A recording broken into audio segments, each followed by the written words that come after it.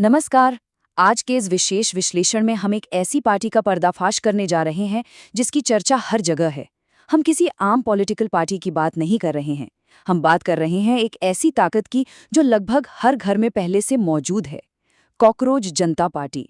जी हाँ, आज हम इनके उदय, इनकी कार्यप्रणाली और इनके आगे के मास्टर प्लान को पूरी तरह एक्सपोज करेंगे। तो चलिए शुरू करते हैं। अब जरा सोचिए, क्या होगा अगर कॉकरोचेस चुनाव लड़ने लग जाएं? सुनने में थोड़ा अजीब लगता है ना, लेकिन इसके पीछे का मुद्दा बेहद गंभीर है। फर्ज कीजिए एक ऐसी शक्ति के बारे में जो घने अंधेरे में सबसे ज्यादा फलते फूलते हैं। जहां आम लोग हार मान लेते हैं, वहां ये आगे बढ़ते हैं। ये कभी पीठ नहीं दिखाते।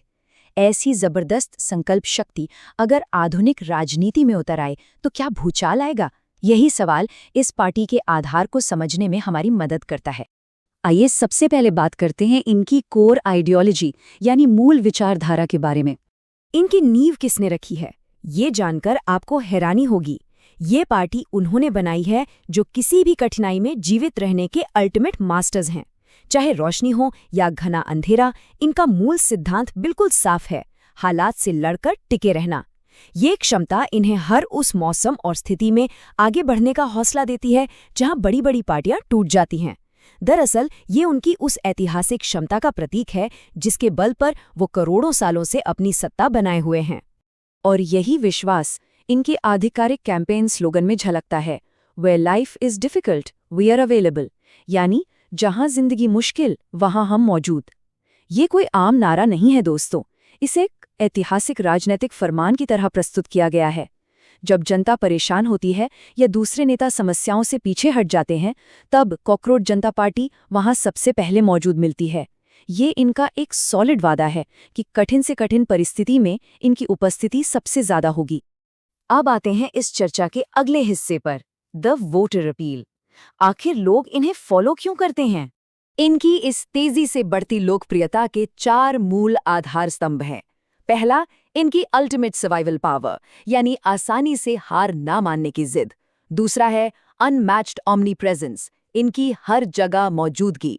तीसरा, फ्लॉलेस टीम वर्क, यानी पूरी तरह एकजुट होकर काम करना। और चौथा, सबसे अहम फैक्टर, द फियर फैक्टर। ये 4 तत्व मिलकर इनके वोट बैंक को मजबूत करते हैं। चलिए इन्हें थोड़ा विस्तार से समझते हैं। सबसे पहले अगर हम इनकी ऑमनी प्रेजेंस यानी हर जगह मौजूदगी की बात करें, तो इनकी जमीनी पकड़ सच में हैरान करने वाली है। एक आम नागरिक की रसोई से लेकर बड़े बड़े कॉरपोरेट दफ्तरों तक ये हर जगह हैं। जरा सोचकर देखिए, क्या किसी भी दूसरे राजनीतिक दल का जमीनी नेटवर्क इतना तगड़ा है? बिल्कुल नहीं। ये सीधे तौर पर एक वोटर की रोजमर्रा की जिंदगी के हर कोने को कवर करते हैं। जहां बाकी पार्टियां पहुंचने में नाकाम रहती हैं, वहां इनका बेस पहले से सेट होता है। अब ये नंबर 100 देखने में बस एक अंक लग सकता है, लेकिन इसके पीछे की राजनीतिक गणित बेहद शक्तिशाली है। ये इनके फ्लॉलेस टीम वर्क का सबूत है। इनकी स्ट्रैटेजी का नियम बेहद सिंपल है। अगर इस पार्टी का एक भी सदस्य आपको दिख गया, तो इसका सीधा सा मतलब है कि 100 और आने ही वाले हैं। एक दिखा तो समझिए बाकी फौज तैयार है। इनके सदस्यों के बीच का सामंजस्य इस लेवल का है कि विरोधी पार्टियां इनकी संगठन क्षमता के आगे आसानी से घुटने टेक देती हैं। इसके बाद आता है द फियर फैक्टर, डर का माहौल। जनता इनसे डरती जरूर है, फिर भी इन्हें इग्नोर करना लगभग नामुमकिन है। किसी भी राजनीतिक ताकत के लिए डर और आकर्षण का ये कॉम्बो बेहद दुर्लभ होता है।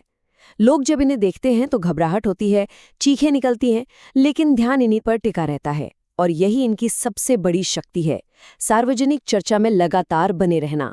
चाहे डर हो या विरोध, ये पब्लिक की स्पॉटलाइट अपने ऊपर रखना बेहद अच्छे से जानते हैं।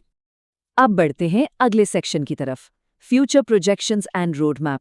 इनकी आगे की तैयारी क्या है? किसी भी दूरदर्शी पार्टी की तरह इनका भी एक सिस्टमैटिक विस्तार प्लान है। इनका ये 3 स्टेप मास्टर प्लान कुछ इस तरह काम करता है।